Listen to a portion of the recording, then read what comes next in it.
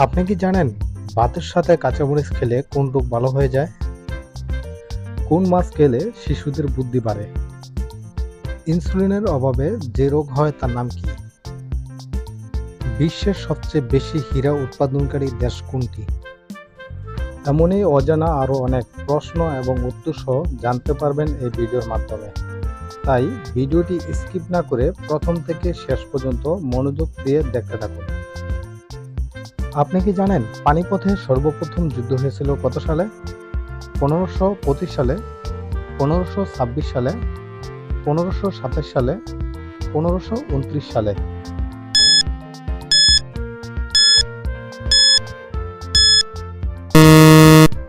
সঠিক উত্তরটি হলো 1526 সালে। ইনসুলিনের অভাবে যে রোগ হয় তার নাম কি? থাইরয়েড, পোলিও, জ্বর, ডায়াবেটিস।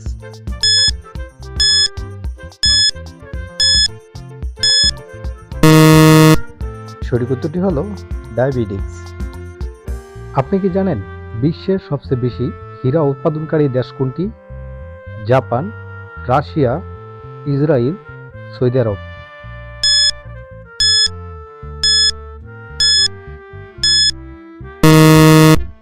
সঠিক উত্তরটি হলো রাশিয়া।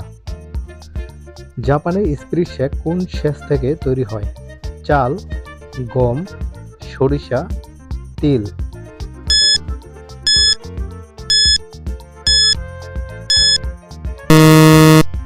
সঠিক উত্তরটি হলো চাল। আপনি কি জানেন কাপ্তাই কোন নদীর তীরে অবস্থিত? শীতলক্ষ্যা, কর্ণফুলী, তিস্তা, যমুনা।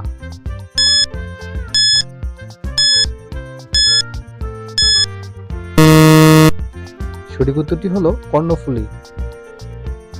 পরবর্তী প্রশ্ন, বিশ্বের সবচেয়ে সাধারণ সংক্রমণ রোগ কোনটি?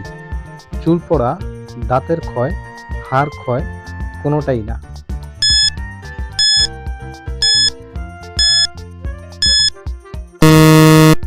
সঠিক উত্তরটি হলো দাঁতের ক্ষয়। পরবর্তী প্রশ্ন, কোন মাছ খেলে শিশুদের বুদ্ধি বাড়ে? ইলিশ মাছ, কাতল মাছ, মাগুর মাছ, টুনা মাছ।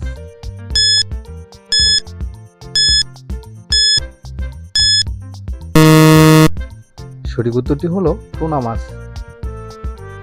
পরবর্তী প্রশ্ন, ভাতের সাথে কাঁচামরিচ খেলে কোন রোগ ভালো হয়? জ্বর, ঠান্ডা, পেট ব্যথা, মাথা ব্যথা।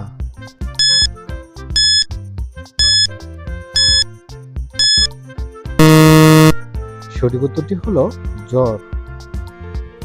পরবর্তী প্রশ্ন, আপনি কি জানেন অতিরিক্ত রাত জাগলে কোন মারাত্মক রোগ হতে পারে? হৃদরোগ, ক্যান্সার, হাঁপানি, ডায়াবেটিস।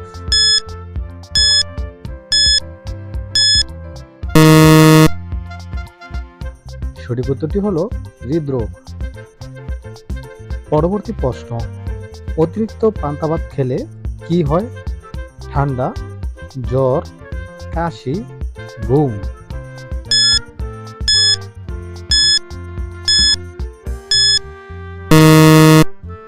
সঠিক উত্তরটি হলো ঘুম। আজকের সর্বশেষ প্রশ্ন, বিশ্বের কয়টি দেশ চাঁদে গিয়েছিলেন? 1টি, 2টি, 3টি, 4টি।